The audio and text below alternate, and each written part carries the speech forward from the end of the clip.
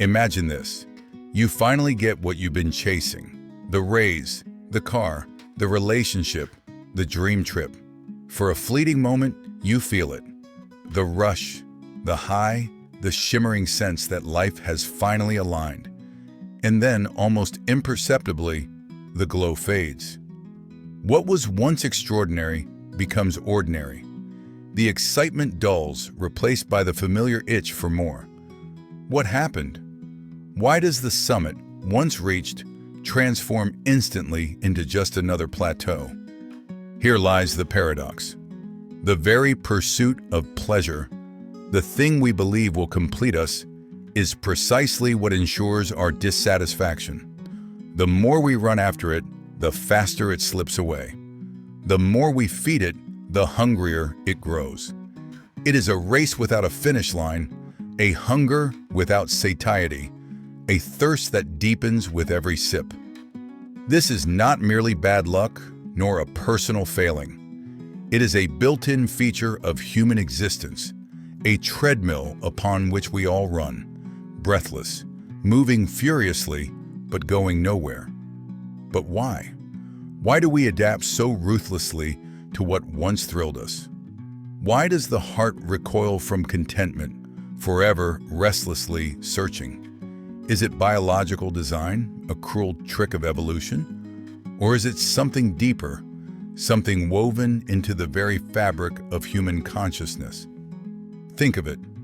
We live in an age of unprecedented abundance. Never before has pleasure been so accessible, so instantly deliverable. A device in your pocket can flood you with novelty, affirmation, lust, distraction, entertainment, all within seconds. Yet depression, anxiety, and a gnawing sense of emptiness grow more rampant with each technological advance. What explains this contradiction? Shouldn't we be happier than our ancestors, whose lives were dominated by scarcity, danger, and struggle? Instead, the opposite seems true. Pleasure multiplies, fulfillment diminishes. Perhaps the problem lies not in the lack of pleasure, but in the pursuit of it. Perhaps the pursuit itself is the trap. The more we orient our lives toward the next indulgence, the more we are ensnared by an invisible mechanism, what psychologists call the hedonic treadmill. Run harder, and it only speeds up. Slow down, and it drags you forward anyway. On this treadmill, joy is not a destination, but a fleeting spark, extinguished as quickly as it is lit. This realization leads to unsettling questions. If pleasure fades so quickly, is happiness ever truly attainable? Or is it always just out of reach, an illusion designed to keep us moving? Could it be that what we call happiness is nothing more than the temporary relief from longing? A pause in the endless hunger for more? Consider your own life. How many times have you thought, if only I had this, then I would finally be happy? How often has that belief proven false? The cycle repeats endlessly. Desire, achievement, adaptation, dissatisfaction. And each time we convince ourselves that the next thing will be different, that this time, happiness will last. But it never does. Here then is the big question, the one that unsettles the foundations of our assumptions. What if happiness cannot be found in chasing pleasure at all? What if the pursuit we devote our lives to is not just misguided, but impossible by design? If that is true, then everything we've been taught about what it means to live well, accumulating wealth, seeking status, indulging our appetites, may be nothing more than a grand illusion. And if that illusion falls, what remains? To answer that, we must journey deeper into psychology, into philosophy, into the raw machinery of human desire itself. To understand why pleasure slips through our fingers, we must first recognize that this problem is not new. Long before psychologists gave it a name, the hedonic treadmill, Philosophers and mystics describe the same restless hunger in the human soul. Our modern science has only confirmed what ancient wisdom already suspected, that happiness is less a possession than a phantom, disappearing the moment we try to grasp it. Arthur Schopenhauer, the great pessimist of the 19th century, saw this mechanism with ruthless clarity. For him, life was governed by an insatiable will to life, an endless striving, a blind impulse that drives all beings forward. Satisfaction, he argued, is never more than momentary, because the will immediately latches onto something new. Desire fulfilled gives birth to new desire, and the cycle never ends. Life, Schopenhauer wrote, swings like a pendulum backward and forward between pain and boredom. Pain when we lack what we want, boredom when we have it. Does that not describe the modern plight with eerie precision? Nietzsche, though less despairing, recognized a similar truth. He spoke of humanity's relentless striving, not for mere survival, but for more intensity, more power, more life. He called this the will to power, the deep urge not simply to exist, but to expand, to overcome. While Nietzsche saw this drive as potentially creative, even life-affirming, he too acknowledged its dark side. Left unexamined, it condemns us to endless escalation. Once one summit is conquered, another must be sought. What we call pleasure is only a symptom of this deeper drive, a flickering signal that we are, for a moment, moving upward. Psychology later gave empirical form to these insights. Studies on hedonic adaptation show that human beings are remarkably good at getting used to both triumph and tragedy. Win the lottery, and within months your happiness levels return to baseline. Suffer a devastating accident and, astonishingly, most people recover emotionally more than they ever imagined possible. The mind resets itself, recalibrates expectations, and neutralizes extremes. Evolution has wired us this way. Permanent contentment would mean complacency, and complacency, in nature's brutal economy, means death. Thus, the treadmill keeps us running, ensuring we remain hungry, competitive, alert. But here lies the existential cruelty. What ensured survival for our ancestors ensures dissatisfaction for us. The same mechanism that once protected us now imprisons us. Modern life has eliminated most immediate threats to survival, yet our minds still operate with the same restless machinery. We are compelled to chase even when there is nothing worth chasing. Carl Jung added yet another layer to this puzzle. For him, the pursuit of pleasure is not merely biological, but symbolic. When we chase money, beauty, power, or indulgence, we are often seeking not the thing itself, but the projection of some deeper, archetypal longing, the desire for wholeness, for union with the self.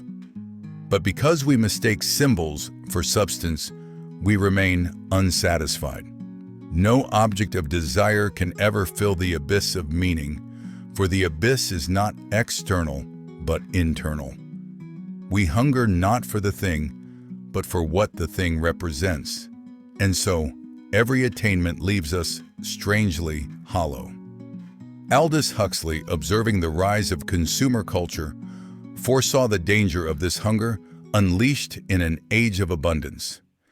In Brave New World, he imagined a society drugged by pleasure, pacified by endless novelty, distracted into submission.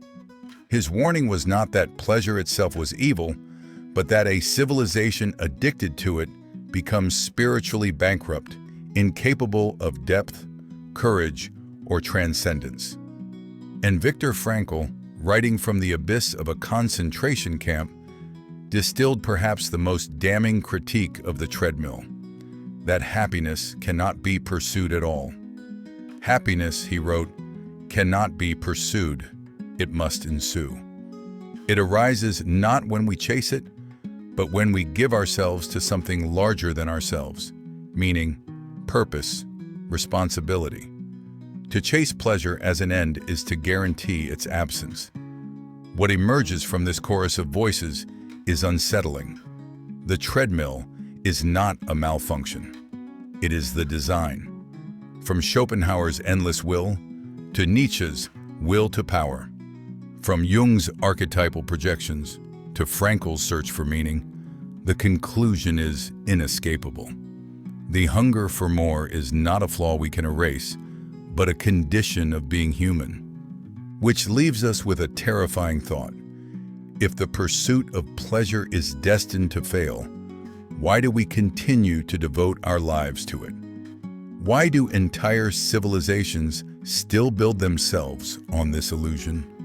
The answer lies in the impact. How this treadmill manifests in our daily struggles, our culture, our very sense of self. And it is here that the problem becomes not just philosophical, but deeply personal. The hedonic treadmill is not an abstract theory. It is the quiet engine driving much of modern discontent, humming beneath the surface of our daily lives. You can hear it in the sigh of the commuter who thought the new job would finally bring peace, in the whisper of the couple who bought the bigger house only to feel emptier inside, in the restless scrolling of a teenager who cannot stop searching for the next like, the next notification, the next fleeting rush of validation. Neuroscience reveals why this trap is so effective. Our brains are wired not for happiness, but for survival. Dopamine, the so-called pleasure chemical, does not actually give us pleasure. It drives us to seek it.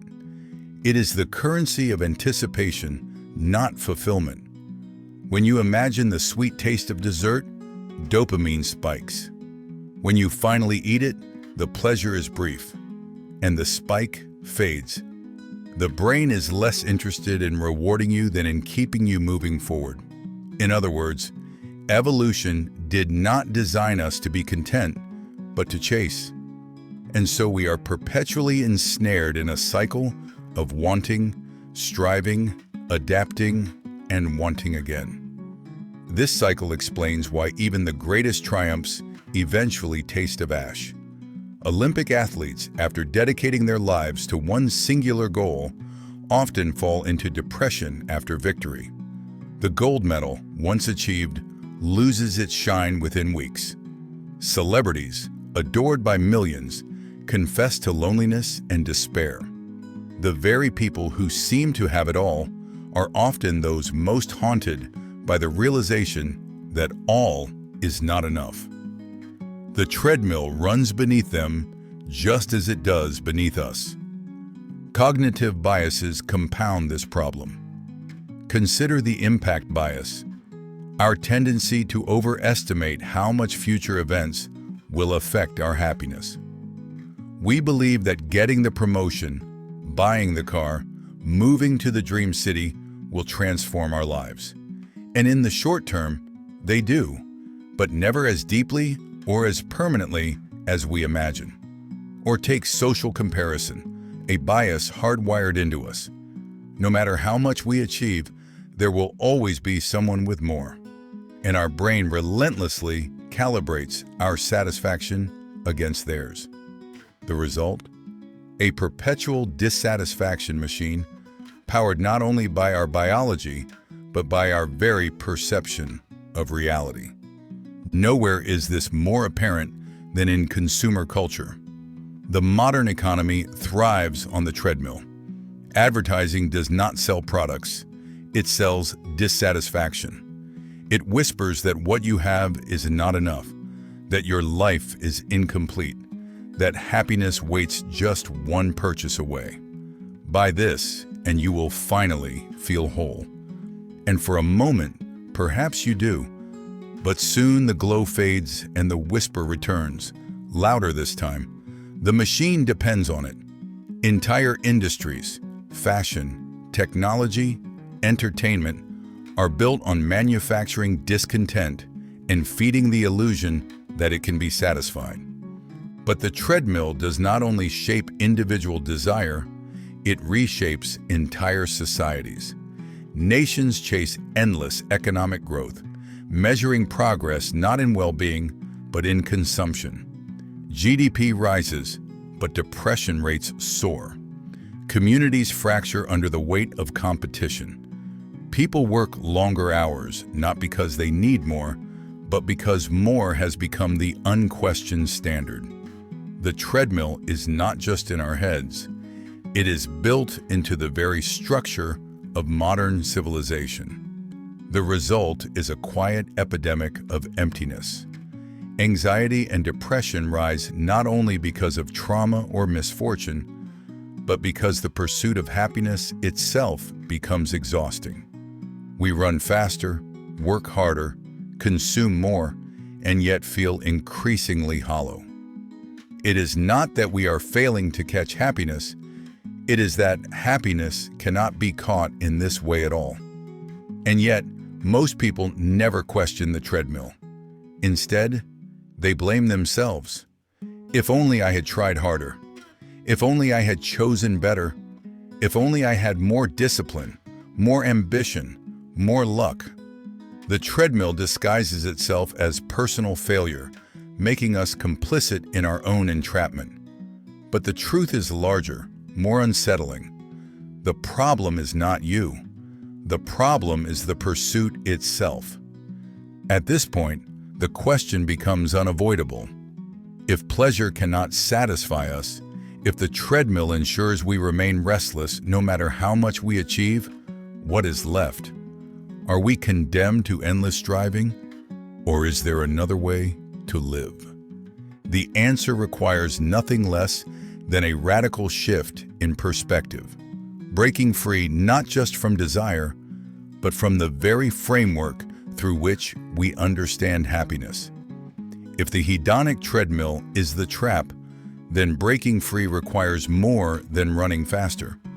It requires stepping off the machine entirely. But how?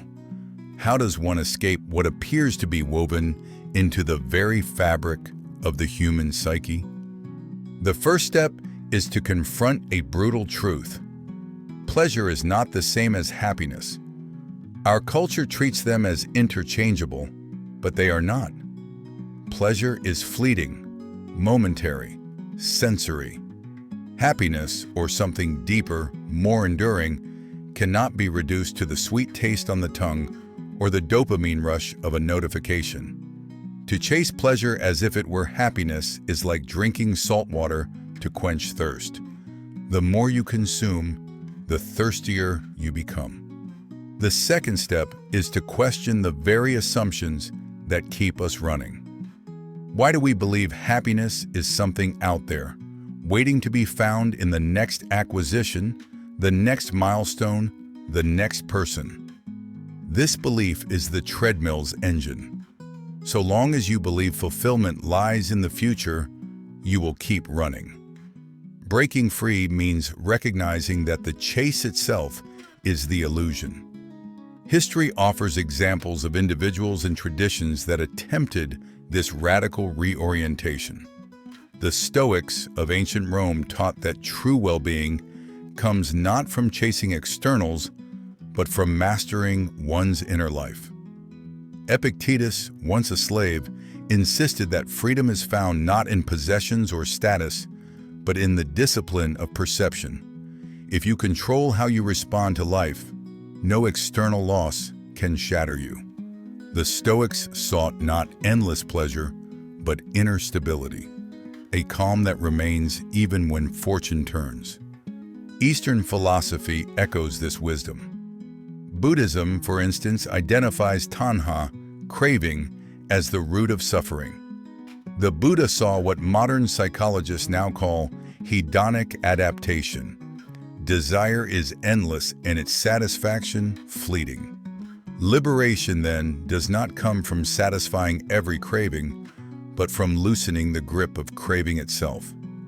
Meditation, mindfulness, detachment. These practices are not ways to numb life, but to reclaim it from the treadmill's grasp. Even in modern times, disruptive voices have urged us toward new ways of seeing. Henry David Thoreau retreated to Walden Pond not to escape life, but to strip it down to essentials, to test whether happiness could be found in simplicity rather than accumulation. Viktor Frankl, facing the horrors of Auschwitz, insisted that meaning, not pleasure, was the true foundation of human flourishing. And more recently, psychologists like Mihaly Csikszentmihalyi have shown that states of flow, deep absorption in meaningful activity, produce a fulfillment far more enduring than mere consumption. But here lies the challenge. These solutions demand a confrontation with ourselves. They require us to abandon the comfort of chasing after external markers and to face the terrifying possibility that happiness is not out there at all. It is not waiting in the next purchase, promotion, or partner. It emerges when we stop running, when we cease mistaking the treadmill for the path. This does not mean rejecting pleasure outright. Pleasure is part of life, a spark of beauty, a flavor of experience. But when it becomes the foundation of life, it becomes a cage. To break free, we must reposition it. See it not as the source of happiness, but as a passing note in a much larger symphony. The paradox is clear. The more we cling to pleasure, the less it satisfies us. The more we loosen our grip, the more space we create for something deeper: purpose, presence, meaning. Breaking free is not about abandoning life, but about reclaiming it from the shallow chase that keeps us distracted from what truly matters. Yet this perspective shift, though liberating, is not the final revelation. It points us toward a deeper truth, one that turns our entire understanding of happiness upside down. For to fully escape the treadmill, one must not only stop running, but reimagine what it means to live well at all. We began with a question. Why does happiness vanish the moment we chase it? Why do our triumphs fade, our pleasures decay, our lives feel like running in place? The treadmill revealed its secret. It is not broken. It is functioning exactly as designed. And yet, perhaps that is the revelation, that happiness was never meant to be pursued at all. It was never a destination, never a prize waiting at the finish line. The treadmill exists to show us that the chase itself is futile, that the very framework, happiness, as something to be captured, is an illusion. This realization is as terrifying as it is liberating. It suggests that everything we have been taught, by culture, by advertising, by our own restless minds, is backwards. The endless pursuit of pleasure does not fail because we are weak or unworthy. It fails because it was never capable of succeeding in the first place. Happiness, in its deepest form, does not emerge from getting what we want. It emerges from transcending the need to want at all. Nietzsche hinted at this when he spoke of amor fati, the love of one's fate, to affirm life not for its pleasures, not for its highs, but for its totality, for the struggle, the suffering, the fleeting moments of beauty woven together. Jung pointed toward it when he insisted that wholeness, not happiness, is the real aim of life. Frankl saw it in the camp, where those who endured were not those who clung to pleasure, but those who discovered meaning even in suffering. The ultimate revelation, then, is this: happiness is not found in chasing pleasure, but in transcending the chase itself. It is not an object to be seized, but a byproduct of living authentically, of embracing reality without illusion, of pouring ourselves into meaning rather than consumption. It is not pleasure that saves us, It is presence, not indulgence, but integration. Not the next more, but the radical acceptance of what already is. This overturns everything the treadmill whispers. It tells us, run faster and you'll find happiness. But the truth is, stop running and you will see that happiness was never ahead of you. It was always beneath your feet. Of course, this is not easy. To step off the treadmill is to walk against the current of culture, to reject the seductive promise of more. It is to risk being misunderstood in a world addicted to pursuit. But it is also to reclaim life itself, to taste the depth of a quiet moment, to discover fulfillment not in the extraordinary, but in the ordinary, not in what we consume, but in what we create, not in pleasure, but in presence.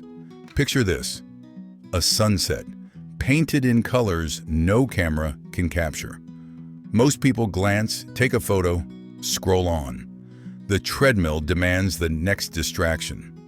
But if you stand still, if you actually look, if you breathe and let the moment pierce you, you realize that this unrepeatable instant is enough. It does not need to be chased, only lived. The treadmill cannot be destroyed. Desire will always stir, adaptation will always dull our joys. But perhaps the secret is not to conquer it, but to see through it, to laugh at its promise of endless more, to recognize that life is not about outrunning dissatisfaction, but about finding meaning in the very act of being alive. And so we arrive at the unsettling truth. You will never be happy chasing pleasure, but you can find something greater. A joy that is not a rush, but a resonance. A fulfillment that endures not because it overwhelms, but because it aligns with the deepest parts of who you are. Happiness is not the firework, it is the steady flame. It is not at the summit, it is in the climb. It is not the possession, it is the presence. The treadmill hums on as it always will, but you do not have to run. You can step off, you can see, you can live. And when you do, you realize that the great secret was never about chasing happiness at all. It was about becoming someone who no longer needs to chase.